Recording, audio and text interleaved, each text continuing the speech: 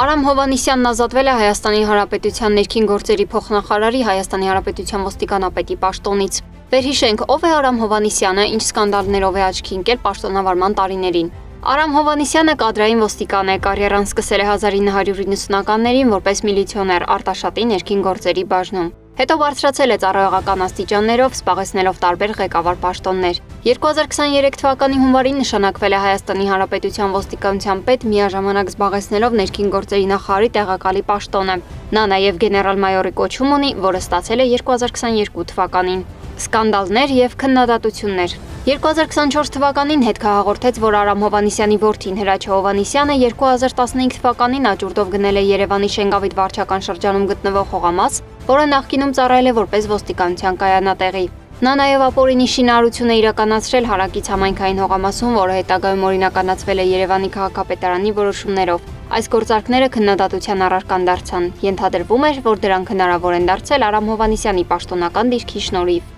Որդին այս հրապարակումից հետո հարցազրույց տվեց հորդորեց չթիրախավորել հորը։ Նշված տարածքը ոստիկանության տարածք չի եղել, եթե դա լիներ ոստիկանության ենթակայության ներքո, ապա այն վաճառելու իրավունք կունենար պետական գույքի կառավարման կոմիտեն, ոչ թե քաղաքապետարանը։ Այստեղից հետևություն, որ տվյալ հողատարածքը եղել է համայնքային սեփականություն, որի սեփականատերը տվյալ ժամանակահատվածում եղել է համայնքը եւ համայնքի ավականին։ Իսկ ես տարածքի աճուրդի մասի տեղեկացել եմ քաղաքապետարանի կողմից տեղադրված հայտարարությունից, որին կարող էին ծանոթանալ բոլորը։ Օրենքով սահմանված բոլոր կետերը պահպանելով մասնակցել եմ աճուրդին եւ գնել այն, Արմլուր կետեյեմին տված հարցազրույցում ասել էր Հրաչյա Հովհաննիսյանը։